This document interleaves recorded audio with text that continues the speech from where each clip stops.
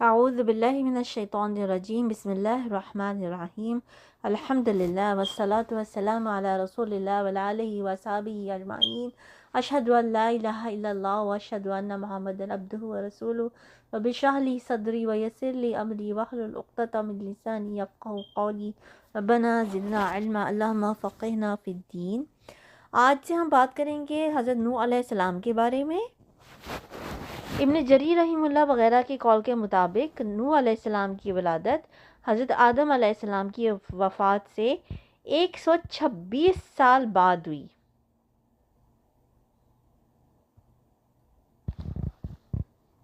مختلف صورتوں میں نوح علیہ السلام کا ذکر ہے۔ اللہ تعالیٰ نے اپنی مقدس کتاب میں متعدد مقامات پر آپ کا قصہ بیان کیا ہے کہ آپ کی قوم نے کیا کچھ کیا اور اللہ تعالیٰ نے کفر کرنے والوں پر طوفان کا کیسا عذاب بھیجا، پھر آپ کو اور کشتی والوں کو کس طرح نجات دلائی۔ مثلاً سورہ الاعراف، سورہ یونس، سورہ ہود، سورہ انبیاء، سورہ مومنون، سورہ شعراء، سورہ عنکبوت، سورہ صافات اور سورہ قمر میں آپ کا ذکر فرمایا، اور ایک مکمل سورت سورہ نوح آپ کے نام سے نازل فرمائی۔ اللہ تعالیٰ نے حضرت نوح علیہ السلام کو پیغام ربانی دے کر ان کی قوم کی طرف مبعوث فرمایا، تو آپ نے قوم کو یہ پیغام بڑے احسن انداز میں پہنچایا، جس کا ذکر اللہ تعالیٰ نے سورہ اعراف میں فرمایا ہے۔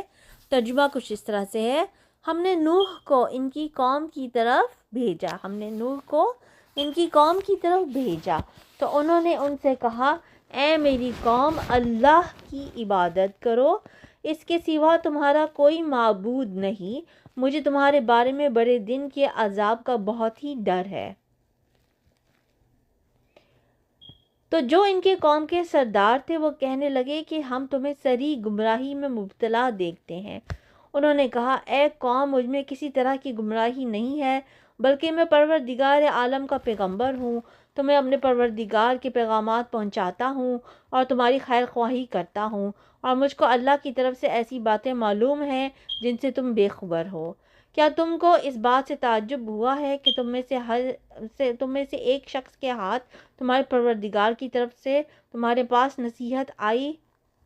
تاکہ وہ تم کو ڈرائے اور تاکہ تم پرہیزگار بنو اور تاکہ تم پر رحم کیا جائے؟ مگر ان لوگوں نے ان کی تکذیب کی تو ہم نے نوح کو اور جو ان کے ساتھ کشتی میں سوار تھے ان کو تو بچا لیا، اور جن لوگوں نے ہماری آیتوں کو جھٹلایا تھا انہیں غرق کر دیا، کچھ شک نہیں کہ وہ اندھے لوگ تھے۔ کشتی میں سوار تھے سے کیا مراد ہے؟ تو اللہ سبحانہ و تعالیٰ نے نوح علیہ السلام کو حکم دیا تھا کہ ایک کشتی تعمیر کریں، جو کہ انہوں نے تعمیر کی، اور پھر کس طرح سیلاب آیا اور نوح علیہ السلام اور جو مومنین تھے وہ اس کشتی میں سوار ہو گئے اور وہ بچ گئے، لیکن باقی کے سارے کافر اور مشرک جو تھے وہ ہلاک ہو گئے تھے۔ اس کی تفصیلات آگے بھی آئیں گی، لیکن میں نے کہا ابھی بریفلی آپ لوگوں کو بتا دوں۔ حضرت نوح علیہ السلام نے قوم کو دعوت حق دی تو انہوں نے اس سچی دعوت کو جھٹلا دیا، قوم نے اس سچی دعوت کو جھٹلا دیا۔ اس پر آپ نے قوم کو دلائل کی روشنی میں دعوت غور و فکر دی، جس کا تذکرہ اللہ تعالیٰ نے سورہ یونس میں یوں فرمایا ہے، ترجمہ: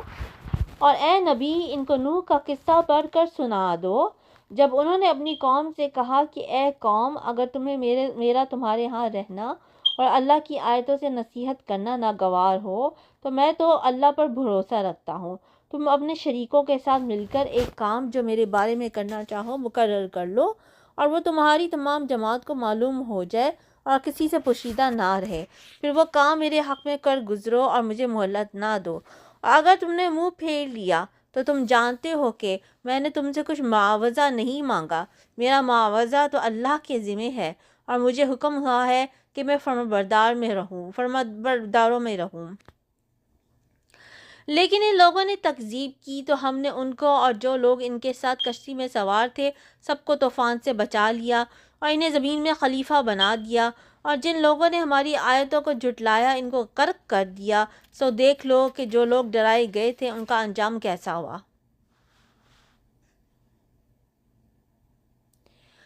حضرت نوح علیہ السلام کی مدلل دعوت کا انکار کرنے کے ساتھ ساتھ گمراہ قوم نے عجیب و غریب دلائل سے غالب آنے کی صحیح لا حاصل کی۔ نوح علیہ السلام نے ان کے ان باطل استدلالات کا نہایت شافی جواب دیا، جیسے کہ سورہ ہود میں اللہ تعالیٰ نے فرمایا۔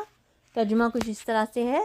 اور ہم نے نوح کو ان کی قوم کی طرف بھیجا تو انہوں نے ان سے کہا کہ میں تم کو کھول کھول کر ڈر سنانے اور پیغام پہنچانے آیا ہوں کہ اللہ کے سوا کسی کی عبادت نہ کرو، مجھے تمہاری نسبت دردناک عذاب کے دن کا خوف ہے۔ تو ان کی قوم کے سردار جو کافر تھے کہنے لگے کہ ہم تم کو اپنے ہی جیسا ایک آدمی دیکھتے ہیں، اور یہ بھی دیکھتے ہیں کہ تمہارے پیروکار وہی لوگ ہوئے جو ہمیں ادنا درجے کے اور موٹی عقل والے ہیں، اور ہم تم میں اپنے اوپر کسی طرح کی فضیلت نہیں دیکھتے بلکہ تمہیں جھوٹا خیال کرتے ہیں۔ انہوں نے کہا کہ اے قوم، دیکھو تو اگر میں اپنے پروردگار کی طرف سے دلیل روشن رکھتا ہوں اور اس نے مجھے اپنے ہاتھ سے رحمت بخشی ہو جس کی حقیقت تم سے پوشیدہ رکھی گئی ہے، تو کیا ہم اس کے لیے تمہیں مجبور کر سکتے ہیں؟ اور تم ہو کہ اس سے ناخوش ہو رہے ہو۔ اور اے قوم، اس نصیحت کے بدلے تم سے مال و زر کا خواہاں نہیں ہوں، میرا صلہ تو اللہ کے ذمہ ہے، اور جو لوگ ایمان لائے ہیں ان کو نکالنے والا بھی نہیں ہوں،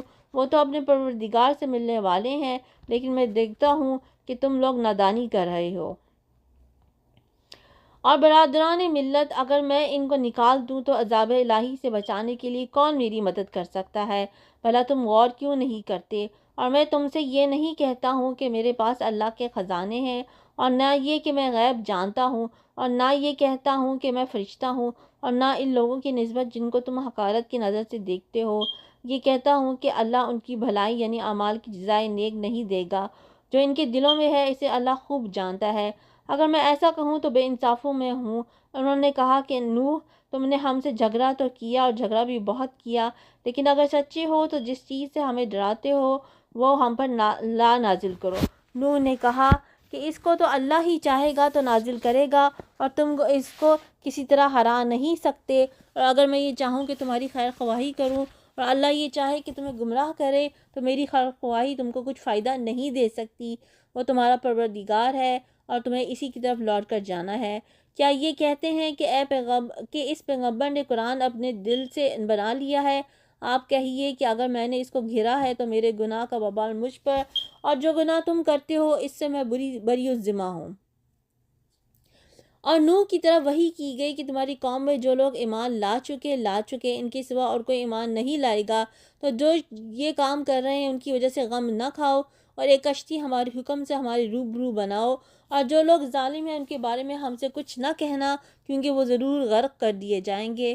تو نوح نے کشتی بنانی شروع کر دی، اور جب ان کی قوم کے سردار ان کے پاس سے گزرتے تو ان سے تمسخر کرتے۔ وہ نوح کہتے کہ اگر تم ہم سے تمسخر کرتے ہو تو جس طرح تم ہم سے تمسخر کرتے ہو اسی طرح ایک وقت ہم بھی تم سے تمسخر کریں گے، تو تم کو جلد معلوم ہو جائے گا کہ کس پر عذاب آتا ہے جو اسے رسوا کرے گا، اور کس پر ہمیشہ کا عذاب نازل ہوتا ہے۔ یہاں تک کہ جب ہمارا حکم آ پہنچا اور تنور جوش مارنے لگا تو ہم نے نوح کو حکم دیا کہ ہر قسم کے جانوروں میں سے جوڑا یعنی دو ایک نر اور ایک مادہ لے لو، اور جس شخص کی نسبت حکم ہو چکا ہے کہ ہلاک ہو جائے گا اس کو چھوڑ کر اپنے گھر والوں کو، اور جو ایمان لایا ہو اس کو کشتی میں سوار کر لو۔ اور ان کے ساتھ ایمان بہت ہی کم لوگ لائے تھے۔ نوح نے کہا کہ اللہ کا نام لے کر کہ اسی کے ہاتھ میں اس کا چلنا اور ٹھہرنا ہے، اس میں سوار ہو جاؤ، بے شک میرا پروردگار بخشنے والا مہربان ہے۔ اور وہ ان کو لے کر طوفان کی لہروں میں چلنے لگی، لہریں کیا تھی گویا پہاڑ تھے۔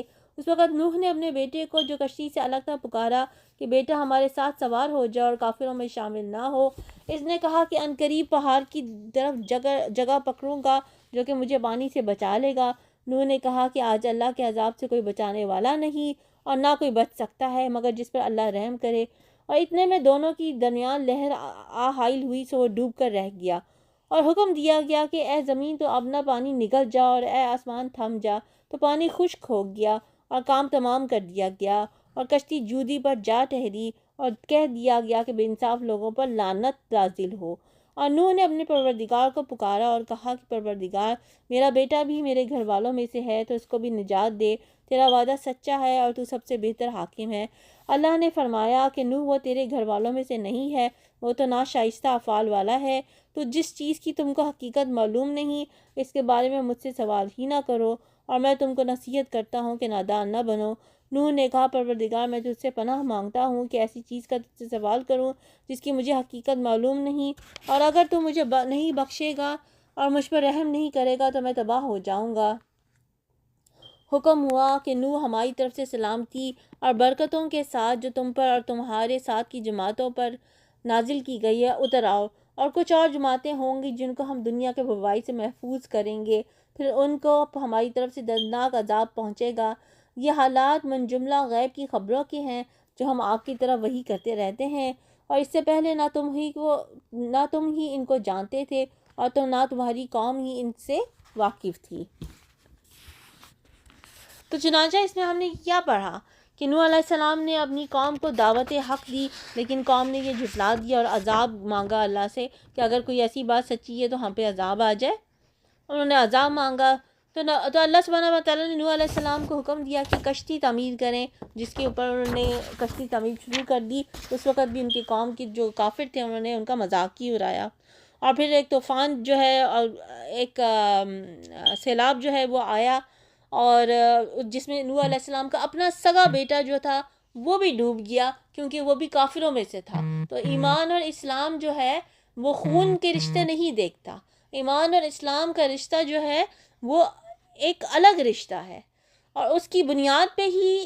جو ہے وہ انسان ایک دوسرے کی مدد کرے، اور نجات اسی بیسس پہ ملنے والی ہے، ایمان اور اسلام کی بیسس پہ۔ رشتے، خون، کس کے آپ بھائی ہیں، کس کے آپ بیٹے ہیں، کس کی آپ بیٹی ہیں، کس کی آپ بیوی ہیں، ان باتوں سے کوئی فرق نہیں پڑتا، اور ان باتوں نے نہیں بچانا۔ کس چیز نے بچانا ہے؟ انسان کے اسلام نے اور ایمان نے بچانا ہے۔ تو یہ ساری باتیں جو ہے ان قرآنی آیات میں کی گئی تھی۔ آگے اور بھی بہت ساری آیتیں ہیں نوح علیہ السلام یا ان کی قوم کے بارے میں، اور یہ ہم پڑھیں گے اگلی دفعہ۔ سبحانک اللہم و بحمدک، اشہد ان لا الہ الا انت، استغفرک و اتوب الیک۔